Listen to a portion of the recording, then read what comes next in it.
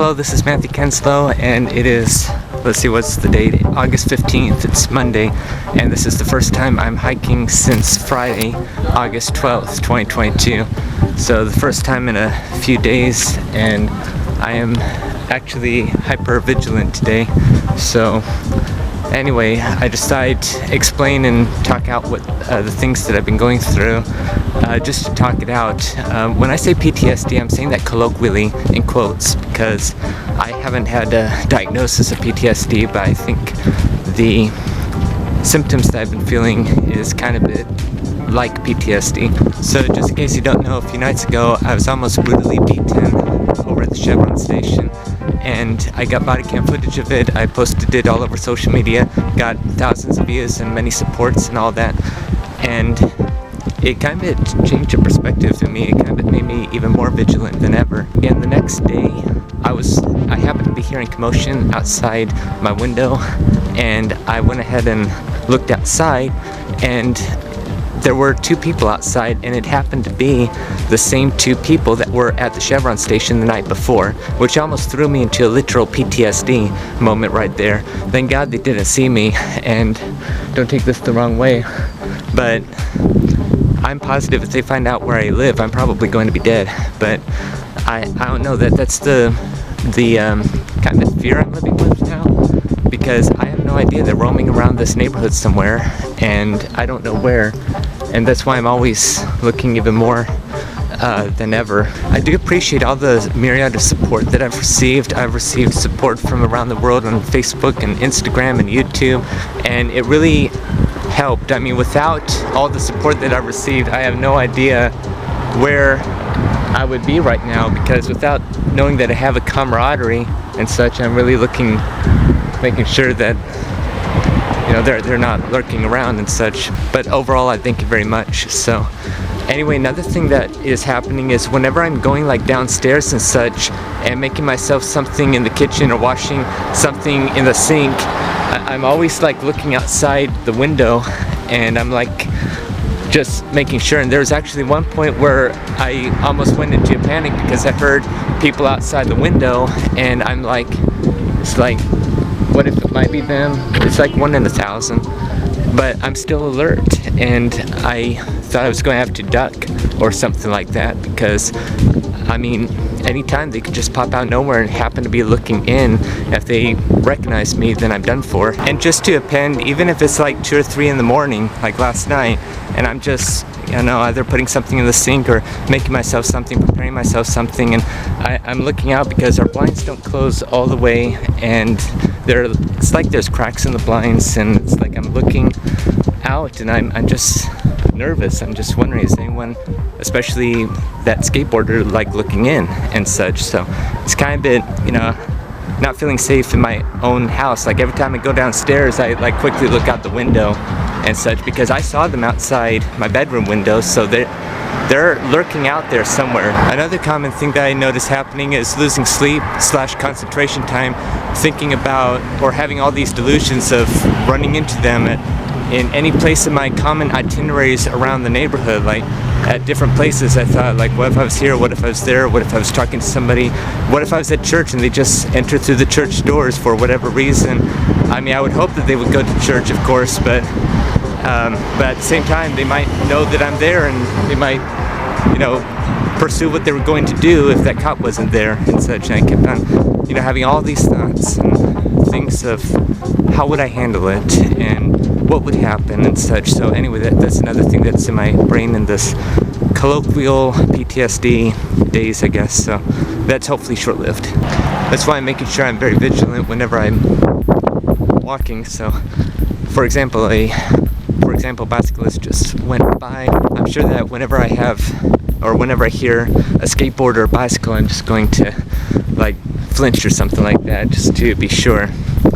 So I love walking. I really, really do. It's my favorite catharsis. This is kind of a bit similar to an incident that happened in 2021 when I nearly had to run for my life, and that one, it took literally like a couple of weeks before I was able to walk in my neighborhood again without being worried. because it was March 20th, 2021, and I think it was early April before I could walk again in my neighborhood. Or I mean, I could physically walk, but I mean, where I felt comfortable walking again in my neighborhood, it took a couple of weeks. But here it only took a few days. So, anyway, it's going to be very interesting because now I know what to do. I talked to a pastor the day after. I talked to him about what to do, and he happens to be a Newport Beach police officer chaplain, and he told me take self-defense classes and get pepper spray. So I did, and I'm actually holding one right in my hand right now as I speak, just in case, and I'm not sure when I'm going to let go of it. You know, it's always good to have anyway, and I feel safer now.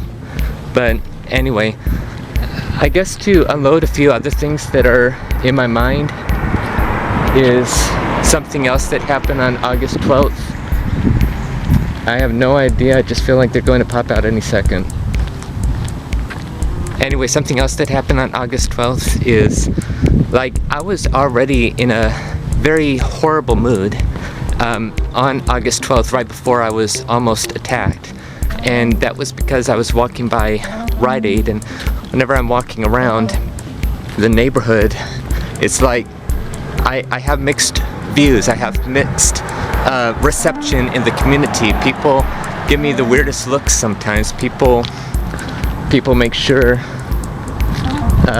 or people are thinking like, who is this guy and such. And like I said in my video when I talked about, like, right after I had to run for my life, I made a video about it just to release things, just to get out my feelings and such.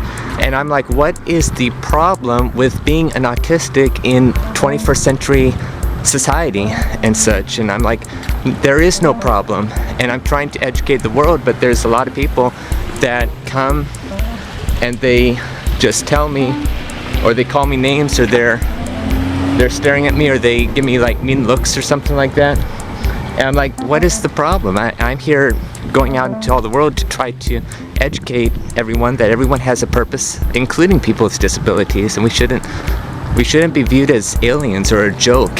And I think that's what happened at Rite Aid. I mean, I was just walking by Rite Aid, and yes, there just so happened to be like a big emergency that went on. I think a car backed into the Rite Aid or something, and glass was broken everywhere and such. And I was just walking by, just being I guess a common pedestrian looky-loo, if that's what you call them. And I was just walking by, and I'm like, what the heck happened? And there's this one gentleman who I believe worked there, or I don't think he worked there. I think it was like there like from a corporate office or something like that, because I think it was there just because he needed to assess the damage. And there's a few other people likewise. And he's like, hey man, and he asked me, am I on YouTube? And I said, yes, I'm a professional YouTuber. And he said, kind of laughed at that after that, and it kind of got me in a terrible mood for some reason, because in my autistic brain, I'm like, did he think that I was joking? He wasn't the only one laughing. There was another person laughing, and I don't know. I mean, I wasn't there to YouTube. I think that was his concern, that I was going to exploit this damage. And something he didn't know, one, is that everyone has a legal right, if they're in a public place, to take pictures or video of what they want to. And I'm not that type of person anyway. I'm not even doing that. I was just asking him what happened. He said, I don't know. Are you on YouTube? And I said, well, yeah, I happen to be a professional YouTuber. But I mean, I wasn't filming or anything like that. And first of all, he did know. I was overhearing him chatter about it, so he did know, so he lied to me. So I was already in a very bad mood walking around Costa Mesa after that. And I was already walking maybe an hour and a half at this point. I think the only thing that saved my sanity, if you will, okay, I say that metaphorically, but is when I was walking by Lions Park, or in Lions Park, I actually ran into a bicyclist. A bicyclist came up to me and said, hey, I'm from Ray.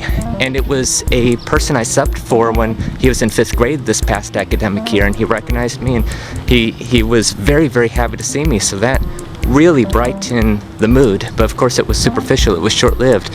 After a few more blocks, I was back to, feeling, why did those people laugh at me? Why, did they think I was a joke or something like that? So I was just feeling very hurt over that. Just making sure, always looking over my shoulder and such nowadays. But anyway, so after I was at the extra mile and I had the confrontation with the soon-to-be or who would have been an assailant, that's when the police officer just came out of nowhere, a literal miracle, and stopped the person who was about to attack me.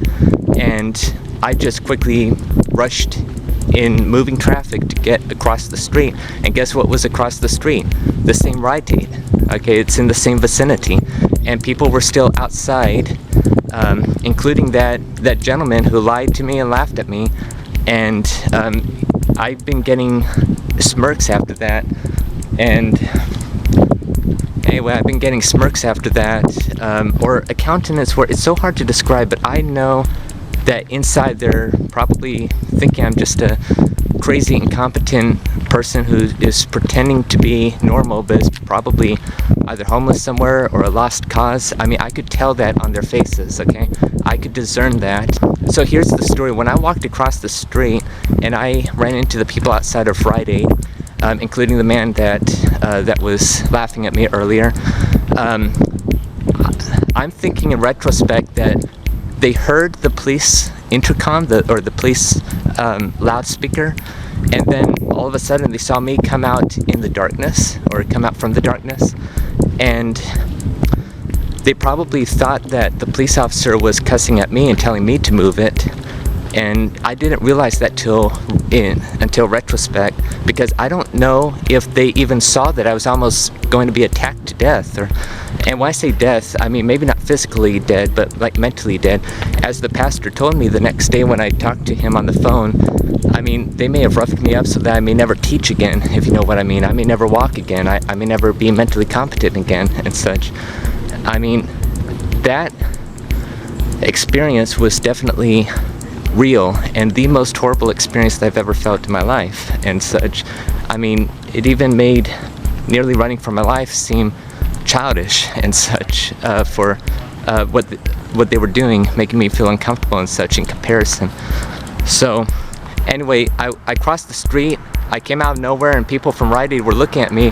In retrospect, they probably thought that I was the clown, if you will, or the joke, if you will, or the alien, if you will, that was doing something illegal, or doing something crazy, that the police went on his loudspeaker for me. And I kind of am feeling that hurt at the same time, while I'm trying to recuperate from the experience that I have endured. I don't think I should feel ashamed that I'm being more careful, like looking, and I don't think I should be ashamed thinking that everything's a skateboard right now. This skateboarder, this person, and his bicyclist friend that was just laughing at me, is not going to slow me down. I'm going to continue to walk, and not only am I going to continue to walk, but I'm going to continue to fight to educate people like him that we're autistics and we have a purpose, and two, they have a purpose, and their purpose is not to bully others or to almost kill them to death or beat them to death. So, but at the same time, if there's another thing that I learned, I either need to keep walking away or keep a distance or whatnot, because, again, like I said in the video, I always walked away for 21 years, all this time, and I thought for the first time I'll stand up for myself and for autism.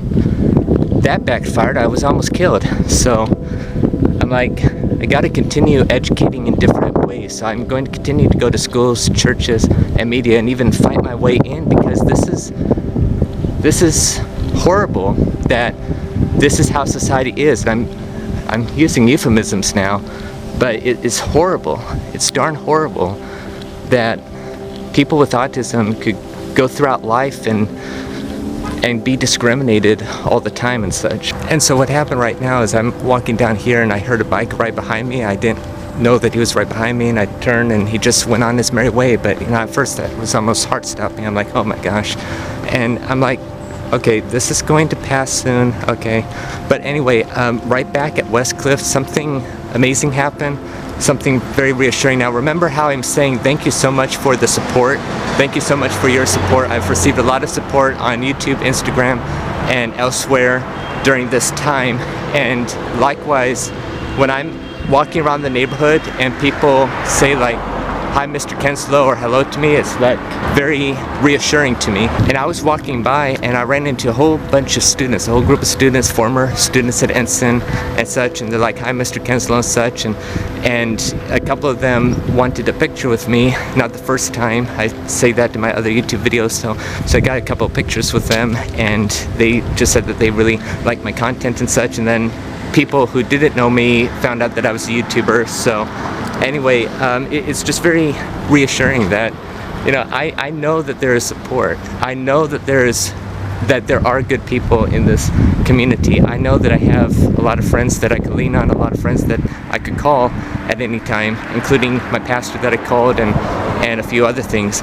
Also, I was telling another pastor at the same church, Lighthouse Community, about, you know, what almost happened, and he wants to hear more of the story, so I'm probably going to share it soon. I'm not sure next Sunday soon, but I might, and I might get to share what happened and the miracle that God provided, that police officer that literally saved my life and such. And again, maybe not my physical life, but maybe my mental life, or maybe physical life. Who knows what that skateboarder was going to do. And I'm like, this miracle story, I could share it to many others. So I communicated with K-Wave and Calvary Chapel Costa Mesa a couple of days ago. Of course, they didn't yet answer, because I understand how busy they probably are getting a whole bunch of different getting a whole bunch of messages. So I'm just patiently waiting. Perhaps St. Andrew's Presbyterian Church, Crossing Mariners, and if anyone happens to be in contact with them, maybe you could ask them too, because I would love to share this story. I mean, as much as I have, I guess, hunger pains to spread the gospel, 1 Corinthians 15:1-4, I likewise have like hunger pains to spread this miracle story. And I know that a lot of people are going to say that this is a coincidence, and I understand that, but I would take it to my deathbed. A real miracle happened. I would not be here right now. And where did that police officer come from? That in itself is a miracle. I still can't even, I mean, in the body cam footage, I couldn't even see where that police officer was. And he just happened to be looking at the right place at the right time, and had a quick action to get on his loudspeaker and stop the soon-to-be assailant in his tracks. And it's like we weren't even making a commotion. How did that police officer just happen to appear there and happen to see at the exact time that skateboarder was charging at me?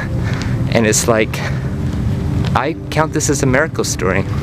And the scriptures that I lean on are Psalm 34:7 and Psalm 91:11 about the angels. So read those, because they're very encouraging. This is the first time I'm walking this close to the actual Chevron gas station back there, but again, just like those people aren't going to make me give up in life, I'm not going to give up walking around my own neighborhood here. Let me tell you something that just happened just now. I was walking down the 17th Street Promenade behind me, and I was just walking by Staples, and I heard this skateboard slam down, and a person jumped on it and started to ride, and I looked up and he had like a buddy with him.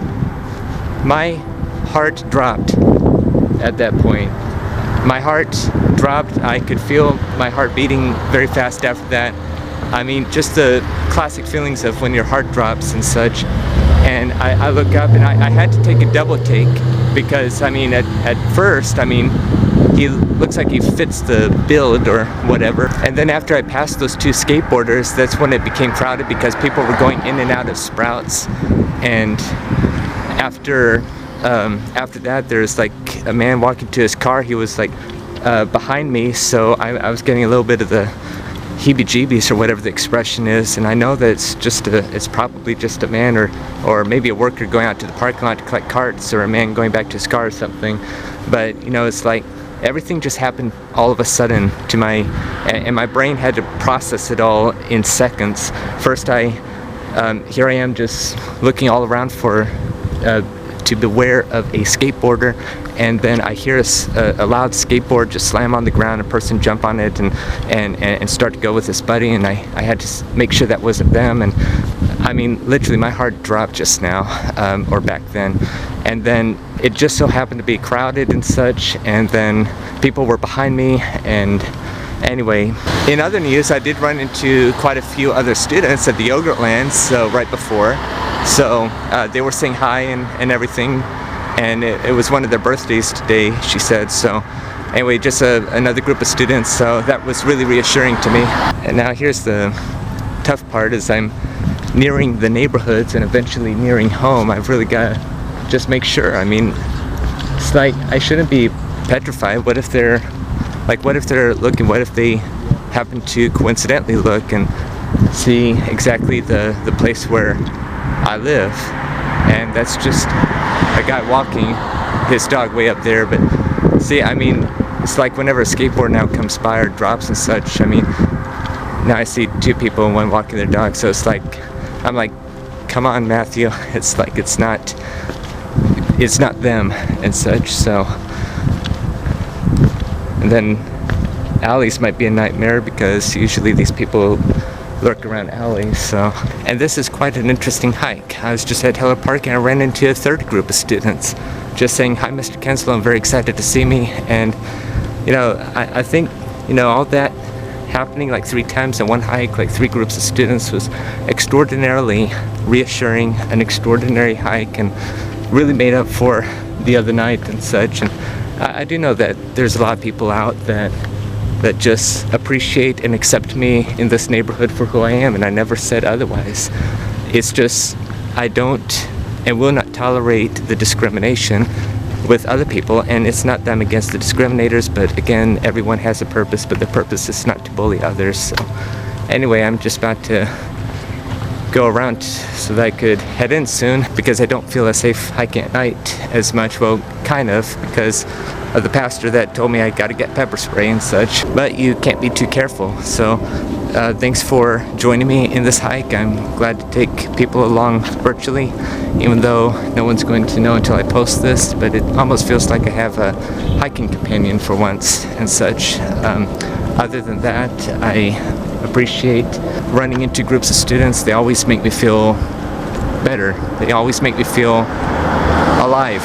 They make me know that I have a purpose. In fact, actually, I got a email today from a person at the school board, and I shared with the school board about my article in Newsweek, and she came back to me. I already knew her, and I subbed for her son. In fact, I juggled for that same son several years ago when he was in first grade, and I actually subbed for a couple of her children, and she just says how much of an influence I've made for her students and such. So that's all that matters. It's not really me, who I am, but the influence, the legacy that I leave is what matters. And what matters in my heart is that everyone is just nice to each other. And as I've said in the spontaneous thought, it takes a lot to build a skyscraper. It takes a lot to cure cancer, but it doesn't take any time to decide to be nice. So that's, once again, my message to everyone. Anyway, I thought I'd just report this. I thought I'd just share this, maybe help people.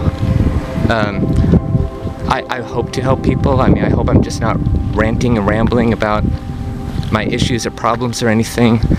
Maybe this could serve as an update. I'm definitely not going to slow down. I'm not going to let this incident slow me down. In fact, stuff like this makes me stronger and such. I appreciate everyone who made it this far in the video, and thank you for your interest and thank you for your support. So stay safe out there.